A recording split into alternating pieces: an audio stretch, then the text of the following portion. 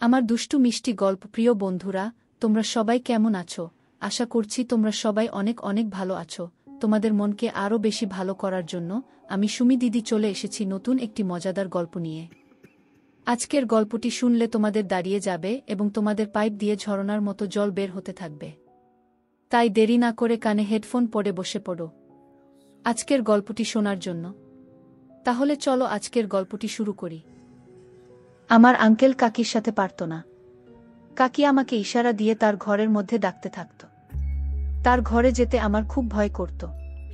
কিন্তু এক রাতে কাকি আমার রুমে এসে খাটে শুয়ে পড়লেন। অন্ধকারে আমি তাকে আমার বউ ভেবে সারারাত তার সাথে। আমার কাকি খুবই সুন্দরী আর কম বয়সী মহিলা ছিল। আমার কাকিকে খুব সুন্দরী আর কম বয়সী মহিলা ছিল, যাকে দেখে প্রথম প্রথম আমার খুব লজ্জা করত। লজ্জায় তার সঙ্গে কোনো কথাও বলতাম না। আমি তার সামনে মাথা নিচু করে নিজের পড়াশোনা করতে থাকতাম। কাকির সাথে বেশি কথা বলতাম না। কাকিমাও আমার থেকে দূরে দূরে থাকত। কিন্তু জানি না কি এমন হয়েছে যে এক রাতে কাকি আমাকে নিজের ঘরে ডেকে নিল আর বলতে লাগলো, আজকে আমার শরীর ঠিক মনে হচ্ছে না। যদি তুমি আজকে রাতে এখানে ঘুমাতে চাও তাহলে ঘুমাতে পারো। রাতে যখন আমি কাকির ঘরে ঘুমালাম, তখন লাইট বন্ধ করার সাথে সাথেই কাকি আমার সাথে। বন্ধুরা, মূল ঘটনাটি শুরু করার আগে তোমাদের কাছে ছোট্ট একটা রিকোয়েস্ট। তোমরা যারা এখনো আমার চ্যানেলটিকে সাবস্ক্রাইব করোনি, তারা অবশ্যই আমার চ্যানেলটিকে সাবস্ক্রাইব করে পাশে থাকবা। তাহলে এবার আসল ঘটনাটি শুরু করি। আমার নাম শিবু। আমি কাজের খোঁজে এদিক ওদিক ঘুরেছিলাম, কিন্তু আমাদের এলাকায় কোথাও চাকরি পাচ্ছিলাম না। একদিন আমার বন্ধু জিৎ আমাকে বলল যে কলকাতায় ওর এক কাকা থাকে, সেখানে গেলে তোকে কোনো না কোনো কাজে ঢুকিয়ে দেবে। আমি খুব বেশি পড়াশোনা জানতাম না। আমি কোনো রকমে মাধ্যমিক পাশ করেছিলাম। আমার একটা কাজের খুব দরকার ছিল, তাই বাধ্য হয়ে আমি আমার বন্ধু জিতের কাকার বাড়িতে গেলাম। ওর কাকা আমাকে নিজের বাড়িতে একটা কাজ দিয়ে দিল। যখন আমি সেই বাড়িতে গেলাম, তখন আমার মালিক মানে আমার বন্ধুর কাকা, যাকে আমি আঙ্কেল বলে ডাকতাম, তিনিও আমাকে কোনো প্রশ্ন জিজ্ঞেস করলেন না।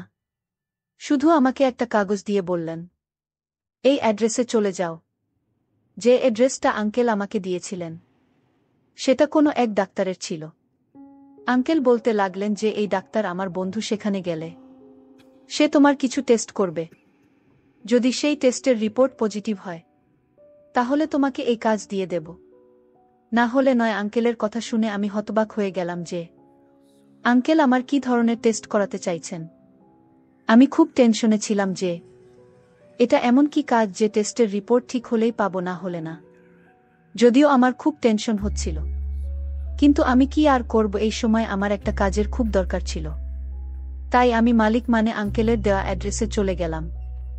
ডাক্তার আমার অনেক রকম টেস্ট করল, আর কিছু সময় পরে রিপোর্ট এল। তিনি আমাকে সেই রিপোর্ট দিয়ে দিলেন। আমি বাড়িতে এসে সেই রিপোর্ট আঙ্কেলকে দেখালাম।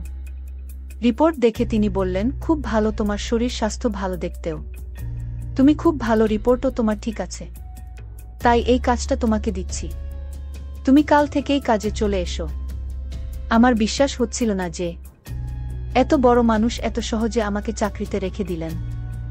সেটা শুধু একটা রিপোর্ট দেখেই আসার পর থেকেই বারবার এই সমস্ত চিন্তাতেই হারিয়ে যেতাম যে না জানি ডাক্তারের রিপোর্টে কি লেখা ছিল। রিপোর্ট ইংলিশে লেখা ছিল, আর আমার মতো টেনে টুনে মাধ্যমিক পাশ মানুষের জন্য এই জিনিস বোঝা সহজ ছিল না। পরে এসে যখন এই কথা আমি আমার বুকে বললাম, তখন সে বলতে লাগলো, তুমি শুধু শুধু এত কিছু ভাবছো, এটা বড়লোকদের একটা নিয়ম বলতে পারো। এই সমস্ত বড়লোকেরা খুব সন্দেহপ্রবণ হয়। এরা আমাদের মতো গরিব লোকদেরকে কাজে রাখার আগে টেস্ট করিয়ে নিতে চায় যে আমাদের মধ্যে কোনো বড় অসুখ নেই। তো তাদের মনে ভয় থাকে চাকরদের এই সমস্ত অসুখ যাতে তাদের না হয়ে যায়। আমার বউয়ের কথা ঠিকই ছিল। এই কারণে আমি চিন্তামুক্ত হয়ে গেলাম। আমার কাজের প্রয়োজন ছিল, যেটা আমি খুব সহজেই পেয়ে গেলাম। পরের দিন থেকেই আমি কাজে চলে গেলাম। কাকি খুবই সুন্দরী ছিলেন। আমি যখন প্রথমবার তাকে দেখলাম, তখন আমি মনে মনে ভাবলাম, আমার বউ যদি এরকম হতো। কিন্তু আমি একজন সাধারণ চাকর, তাদের টাকা পয়সার কোনো অভাব ছিল না। এই অবস্থায় কাকি আমাকে নিয়ে বাজারে যেত, কেননা আজকাল বেশিরভাগ সময় বাইরেই থাকতেন। তাদের কোনো সন্তান ছিল না। জানি না কি দোষ আঙ্কেলের মধ্যে ছিল? নাকি কাকির মধ্যে ছিল তাদের কোনো সন্তান হয়নি? কিন্তু তাদের মধ্যে কখনোই কোনো লড়াই ঝগড়া হতো না। তারা দুজনেই খুব সুন্দরভাবে থাকতেন। একদিন আঙ্কেলের পুরনো চাকর বাড়িতে এল, সে আমাকে কেমন আছে জিজ্ঞেস করে বলতে লাগল, তুমি টেস্টে সফল হয়ে গেছ? আমি বললাম হ্যাঁ। তখন সে বলতে লাগল, মনে রেখো এই মালিক মানে যাকে আমি আগেই বলতাম, তিনি খুব তাড়াতাড়ি চাকর বদলিয়ে নেন। এটা শুনে আমি ঘাবড়ে গিয়েছিলাম আর ভাবতে লাগলাম যে এত তাড়াতাড়ি চাকর বদলানোর পিছনে কি কারণ থাকতে পারে। পুরনো চাকর আমাকে ভয় পাইয়ে দিয়েছিল। আমি বারবার এটাই চিন্তা করে যাচ্ছিলাম যে যদি আমার মালিক চাকরি থেকে বের করে দেন তাহলে আমার কি হবে? অনেক কষ্টে তো আমি এই কাজটা পেয়েছি, এখন যদি এটাও আমার হাত থেকে চলে যায় তাহলে কি হবে? এই কারণেই আমি আঙ্কেল আর কাকিকে সমস্ত দিক থেকে খুশি রাখার চেষ্টা করতাম, যাতে তারা আমার উপর বিরক্ত না হয়। এটাই হলো, কাকি আমার উপরে খুব সন্তুষ্ট ছিলেন। একদিন তিনি আমাকে নিজের ঘরে ডাকলেন আর বললেন, তুমি যুবক মানুষ, নিজের পরিষ্কার পরিচ্ছন্নতার দিকে খেয়াল রেখো। আমার এই রকম চাকর পছন্দ যারা মালিকের মতোই সেজেগুজে থাকবে। এটা বলেই তিনি আমাকে 5,000 টাকা দিলেন আর বললেন, এটা বেতনের বাইরে টাকা, এটা তুমি শুধু নিজের উপরে খরচা করবে। কাকির কথা শুনে আমি খুব খুশি হয়েছিলাম। আমি আমার বউকে কিছুই না বলে পরের দিন একটা সেলুনে চলে গেলাম আর নিজেকে অনেকটা সাজিয়ে গুছিয়ে নিলাম। সাথে আমি অনেক জিনিসপত্র নিলাম, নতুন কিছু ড্রেস নিলাম। পরের দিন যখন আমি আনতে ঘরে গেলাম তখন কাকিকে দেখে হতবাক হয়ে গেল। সে আমাকে বলল, আজকে তোমাকে খুব ভাল লাগছে, সবসময় এরকমই থাকবে। নিজের প্রশংসা কার না ভালো লাগে? এই কারণে আমি একটু লজ্জা পেয়ে গেলাম।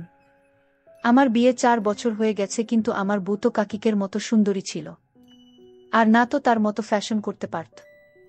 এই কারণে আমিও নিজের সাজসজ্জা নিয়ে কেয়ারলেস হয়ে গিয়েছিলাম। যে কোনো বড় যদি তার স্বামীর জন্য সাজে তাহলে সেটা স্বামীর ভাল লাগে, কিন্তু আমার বউয়ের মধ্যে এরকম কোনো ব্যাপারই ছিল না। বিয়ের দ্বিতীয় বছরেই আমাদের একটা ছেলে হয়েছিল, কিন্তু জন্মের 4 থেকে 5 মাস পরেই ওর নিউমোনিয়া হয়ে যায় আর ও আমাদের ছেড়ে এই দুনিয়া থেকে চলে যায়। তখন থেকেই আমার বউ দুঃখে সবসময় কান্না করতে থাকত। কিন্তু আমি পুরুষ মানুষ, আমারও কিছু ইচ্ছা আছে। আমি চাইতাম আমাদের আরও একটা বাচ্চা হোক, কিন্তু আমার বউ এমন ভয় পেয়েছিল যে বাচ্চার নাম শুনলেই চিৎকার চেঁচামেচি করতে থাকত। ওর মনে হতো যে আমাদের সমস্ত বাচ্চাই এরকম 3-4 মাস পরেই মরে যাবে। আমার থেকে সবসময় দূরে দূরে থাকত। তাই নিজের কাকিকে দেখে আমার উদ্দেশ্য অন্যরকম হতে শুরু করেছিল। কাকিকে মাঝে মধ্যে আমার সাথে এমন কথা বলতো যাতে মনে হতো যে হয়তো কাকিকে আঙ্কেলকে খুব ভালোবাসে। পুরনো চাকর ও বলেছিল যে তাদের বিয়ে 12 বছর হয়ে গেছে, যদিও তাদের কোনো সন্তান নেই, কিন্তু তারা দুজনে সবসময় হাসি খুশি থাকে। আঙ্কেল নিজের ব্যবসার কাজে ব্যস্ত থাকত আর এদিকে কাকি নিজের ফ্যাশন আর পার্টিতে সবসময় ব্যস্ত থাকত। কিন্তু আমি লক্ষ্য করে দেখেছি যে কাকি আমাকে দেখলেই কিছুটা খুশি হয়ে যেত। হয়তো তারা আমাকে ভালো লাগতে শুরু করেছে। আমিও কাকির সাথে প্রেমের স্বপ্ন দেখতে লাগলাম। সিনেমা বা নাটকে যে রকম সুন্দর কাকির সাথে তার নিজের গরিব চাকরের প্রেম হয়ে যায়, ঠিক তেমন আমিও নিজের মনের ভেতরে কাকিকে নিয়ে অনেক স্বপ্ন সাজিয়ে রেখেছিলাম। কাকিকে কে ভালোবাসতে শুরু করেছিলাম। আমি দিন রাত শুধু এই স্বপ্নই দেখতে থাকতাম। এই সবই ভাবতে থাকতাম যে কাকিকে আমার কাছে আসবে আর আমাকে বলবে, আমি তোমাকে ভালোবাসতে শুরু করেছি। এভাবেই দিন চলতে লাগল। এক রাতে আমি ঘুমিয়েছিলাম। যখন আমি পাশ ফিরলাম ঘুমের মধ্যে, আমি এরকম মনে হলো যে আমার বিছানায় আমার সাথে আমার বউ নয় বরং কাকি শুয়ে আছে। আমার বউ তো ছেলের দুঃখে নিজেকে কঙ্কালসার বানিয়ে নিয়েছিল, কিন্তু কাকিমা আমার মতো গরিব চাকরের রুমে কিভাবে থাকতে পারে? এই চিন্তা মাথায় আসার সাথে সাথেই আমি সেটাকে আমার নিজের স্বপ্ন ভেবে লজ্জিত হলাম। কিন্তু যাই হোক না কেন, আজকাল কাকি আমাকে দেখেই হালকা হেসে দিত। সে বারবার আমাকে তার ঘরে কোনো না কোনো কাজের জন্য ডেকে নিত আর আমাকে নিজের সামনে থেকে সরতেই দিত না। কাকি আমাকে দেখে বিনা কারণে হাসতে থাকত। জানি না এই হাসির কারণ কি, কিন্তু আমি কাকির কাছে কিছু জিজ্ঞেস করতে পারতাম না। আমার এই চাকরিটা খুব প্রয়োজন, এই কারণে আমি চুপচাপ থাকতাম। কাকিকে আমাকে যে জন্য ঘরের মধ্যে কোনো কাজকর্ম থাকত, আমি সেটা তাড়াতাড়ি করে দিতাম, যাতে কাকি কোনো অভিযোগ করার সুযোগ না পায়। কাকিকে খুশি হয়ে আঙ্কেলের কাছে আমার প্রশংসা করে, যাতে আঙ্কেল আমাকে এই চাকরি থেকে বের করে না দেয়। আমি পুরো সততার সাথে নিজের কাজকর্ম করতাম। এরপর একদিন হঠাৎ কাকির শরীর খারাপ হয়ে গেল। তিনি অসুস্থতায় পড়ে গেলেন। আমি কাকিকে হাসপাতালে নিয়ে গেলাম, আর আঙ্কেলকে ফোন করে এই খবর জানিয়ে দিলাম। আঙ্কেল কয়েক ঘন্টা পরেই হাসপাতালে চলে এলেন। এর কিছু সময় পরেই আঙ্কেল আর কাকিকে যখন হাসপাতাল থেকে বাইরে বের হলো, তখন তাদেরকে খুব খুশি দেখাচ্ছিল। পরের দিন আমাকে বলল যে আমি মা হতে চলেছি। ওই দিনই আঙ্কেল আমাদের সবাইকে মিষ্টি খাওয়ালো, আর সবাইকে কিছু কিছু টাকাও দিল। এসব দেখে আমিও খুব খুশি হয়েছিলাম, কিন্তু আমার এই খুশি খুব বেশি দিন স্থায়ী হলো না। এদিনের পর থেকে আমার দিকে চোখ উঠিয়ে দেখত না। আমি যখনই তার সামনে দিয়ে যেতাম, তখনই কাকিকে নিজের মাথা নিচু করে নিত। না জানি তিনি কি করেছেন, তার বেশিরভাগ কাজকর্ম চাকরানি করে দিত। এখন কাকি বাইরে যাওয়াও কম করে দিয়েছে। এই কারণে কাকির সঙ্গে দেখা সাক্ষাৎ প্রায় হয় না বললেই চলে। কিছুদিন তো আমার মন খুব খারাপ ছিল। আমার কাকিকে দেখার অভ্যেস হয়ে গেছিল। জানি না কখন থেকে আমি কাকির ব্যাপারে এত ভাবতে শুরু করেছিলাম। হয়তো কাকির প্রতি আমার ভালোবাসা হয়ে গিয়েছিল, কিন্তু সাধারণ চাকর ছিলাম, আমাকে চাকরি করতে হবে। এই কারণে আমি বাড়ির কাজকর্মের উপরে খুব মন দিতে শুরু করলাম। এভাবেই কাটতে লাগল। আর তারপরে সেই দিন এসে গেল যখন কাকি এক বাচ্চার মা হলো। কিন্তু আঙ্কেল এখন আগের মতো খুশি থাকত না। সে সবসময় টেনশনে থাকতে শুরু করেছিল। আমি বুঝতে পারছিলাম না যে আঙ্কেলের মধ্যে নিজের প্রথম সন্তানের খুশি কেন ছিল না। যখন আমি প্রথমবার বাবা হয়েছিলাম, তখন আমি যেন হাওয়াতে উঠেছিলাম। কিন্তু আঙ্কেল খুব অস্বস্তিতে ছিল, যেন বাচ্চা নয়, তার বাড়িতে কোনো আতঙ্ক আসতে চলেছে। এক রাতে আঙ্কেল আমাকে নিজের ঘরের মধ্যে ডাকলেন আর বললেন, এই পুটলিটা নিজের কাছে রাখ, আর আমার বউ যে বাচ্চার জন্ম দিয়েছে, তুমি সেই বাচ্চার জায়গায় এই পুটলিটা রাখবে, আর চুপচাপ ওই বাচ্চাটাকে উঠিয়ে নিয়ে চলে আসবে। এরপরে দূরে কোনো নদীতে ফেলে দিয়ে আসবে। আমি আঙ্কেলকে কখনো কোনো প্রশ্ন করিনি। এই কারণে আমি আজকেও এটা জিজ্ঞেস করলাম না যে আপনি যে সন্তানের আশায় পুরো 12 বছর অপেক্ষা করেছেন, তাকে মারতে চাইছেন কেন? যাই হোক, আমি তার হুকুমের উপরে মাথা নাড়িয়ে দিলাম। কিন্তু আমি বারবার এই কথাটাই ভাবতে থাকলাম যে আঙ্কেল নিজের বাচ্চাকে কেন মারতে চাইছে। আমার হৃদয় এটা কোনো মতেই মানতে চাইছিল না যে আমি কোনো নিষ্পাপ বাচ্চার জীবন শেষ করে দিব। আমি খুব অস্বস্তিতে থাকলাম যে রাতে এটা আমি কিভাবে করব। রাতের বেলা কাকি তার নিজের বাচ্চার পাশে নিয়ে বিছানাতেই ঘুমিয়েছিল। আমি লুকিয়ে লুকিয়ে তার ঘরে গেলাম। আমি চোখ বন্ধ করেছিল। আমি তাকে খুব ভালোভাবে তাকিয়ে তাকিয়ে দেখলাম। কাকি এখনো খুব সুন্দরী লাগছিল। তার সুন্দর চেহারা দেখে আমার মন চাইছিল, কেননা যদি আমি এই বাচ্চা নদীতে না ফেলে দেই, তাহলে সে আমাকে আমার চাকরি থেকে বের করে দেবে। আমি চুপচাপ আঙ্কেলের দেওয়া সেই পুটলিটা সেখানে রেখে বাচ্চাটাকে উঠিয়ে দিলাম। কিন্তু জানি না কিভাবে যেন কাকি জেগে উঠল। সে আমাকে দেখে হেসে দিল। কাকি সেরকম ভাবেই হেসে দিল যে এই রকম সে আগে আমাকে দেখে হাসত। আমি বাচ্চাকে মধ্যে লুকিয়ে নিলাম। কাকি বাচ্চাকে আমার হাতে দেখে নিয়েছিল। তাই তো সে বলতে লাগলো, তুমি কি একে মারতে চাইছ? আমি চুপচাপ হয়ে গেলাম। কাকি আবার আমাকে জিজ্ঞেস করল, তুমি কি এইসব কিছু তোমার আঙ্কেলের কথাই করছো? তাই তো আমি হাতে নিজের মাথা নাড়িয়ে দিল। কাকি আমার দিকে তাকিয়ে বলতে লাগল, এই লোকটা খুবই নির্দয় মানুষ। আমি তোমার বিছানাতে এর কথাতে গিয়েছিলাম, কিন্তু এখন এই লোকটাই নিজের কথা থেকে পিছিয়ে গিয়েছে। এখন এই বাচ্চা চাই না। কাকির মুখে এই কথা শুনে আমি চমকে উঠলাম আর বললাম, আমার ঘরে আর আপনি আমার হতভম্ব ভাব দেখে। কাকি বলতে লাগলো, তোমার আঙ্কেল এই বাচ্চাকে এই কারণে মারতে চাই যে সে এই বাচ্চার বাবা না। কিন্তু তুমি কেন মারতে চাইছ? তুমি তো এই বাচ্চার বাবা। এই কথা শুনে আমার তো হুঁশ উড়ে গেল।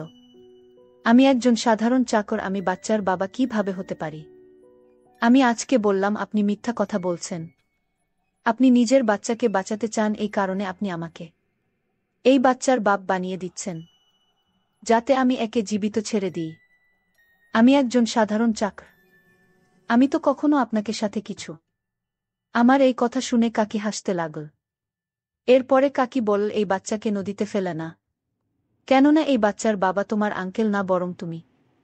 কেন না তুমি আমাকে? আমি কয়েক রাত তোমার বউ হয়ে তোমার বাড়িতে তোমার ঘরে ছিলাম। এটা শুনে আমি চমকে উঠেছিলাম যে এটা কি ধরনের ফাইজলামি। এরপরে আবার আমি ভাবতে লাগলাম, তাহলে কি সেগুলো আমার স্বপ্ন ছিল না? যখন আমার এরকম মনে হতো যে আমার সাথে আমার বউ নয় বরং কাকি ছিল, আমি বিছানার উপরে ধপ করে বসে পড়লাম। আমার কাছে বিশ্বাস করা ছাড়া কোনো রাস্তাই ছিল না। কিন্তু আমি হতবাক ছিলাম যে এত সুন্দরী মালকিন, যাকে আমি কাকি বলতাম, সে আমার সাথে এসব কেন করছিল। এই কথাটাই যখন আমি কাকির কাছে জিজ্ঞেস করলাম, তখন সে বলতে লাগলো, আমি খুব সুন্দরী ছিলাম, কিন্তু আমার জন্ম গরিব পরিবারে হয়েছিল। অভাবের তাড়নায় আমার বাবা আমাদের সবাইকে নিয়ে শহরে কাজ করতে এসেছিল। এখানে আমার দেখা তোমার আঙ্কেলের সাথে হয়েছিল। আমার ছোটবেলা থেকেই বড়লোক হওয়ার খুব স্বপ্ন ছিল। যখন তোমার আঙ্কেল আমাদের বাড়িতে আমার সম্বন্ধ পাঠাল, তখন আমি তাড়াতাড়ি করে হ্যাঁ বলে দিয়েছিলাম, কেননা আমি খুব তাড়াতাড়ি বড়লোক হতে চাইতাম। আর আমার বাবা মা বড়লোক ছেলে দিকে হ্যাঁ বলে দিল। এরপরে তোমার আঙ্কেলের সাথে আমার বিয়ে হয়ে গেল। তোমার আঙ্কেলকে বিয়ে করার পরে আমার স্বপ্ন তো পূরণ হয়ে গেল। কিন্তু বিয়ের কিছু সময় পরেই আমি জানতে পারলাম যে তোমার আঙ্কেলের মধ্যে মা হওয়ার দেওয়ার ক্ষমতা নেই। সে আমার বলার পরে অনেক চিকিৎসা করিয়েছিল, কিন্তু কোনো ডাক্তারই এত সম্পত্তি থাকার পরেও একেই খুশি দিতে পারিনি। কিন্তু আমি মা হতে পারতাম। এই কারণে তোমার আঙ্কেল একটা প্ল্যান বানালো যে কোনো উপায়ে নিজের সম্পত্তির উত্তরাধিকার চাইত। এই কারণে এই সমস্ত কিছু করার জন্য তৈরি ছিল। তারপরে নিজের চাকরদেরকে নিজের উদ্দেশ্যে টার্গেট বানিয়ে নিল। এই কারণেই সে সবসময় চাকর রাখার আগে তাদের টেস্ট করাত, যাতে সে আগেই জানতে পারে যে সে জন্ম দেওয়ার যোগ্য কিনা। যদি সেই চাকর যোগ্য প্রমাণিত হতো, তাহলে সেই চাকরের সাথে নিজের স্ত্রীকে। কাকির কথা শুনে চমকে উঠলাম, কিন্তু আমি চুপ রইলাম।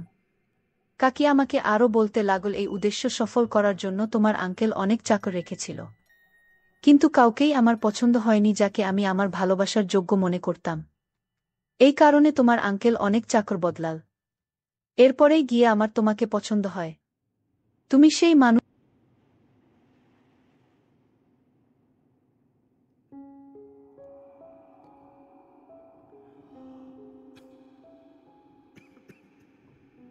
বন্ধুরা, তোমরা যারা আমার ইমো নাম্বার চাও, তারা আমার চ্যানেলটি সাবস্ক্রাইব করে পাশে থাকো। কেননা পরবর্তী গল্পে আমি আমার ইমো নাম্বার তোমাদেরকে দিব এবং তোমরা সবাই আমার সাথে ভিডিও কলে কথা বলতে পারবে।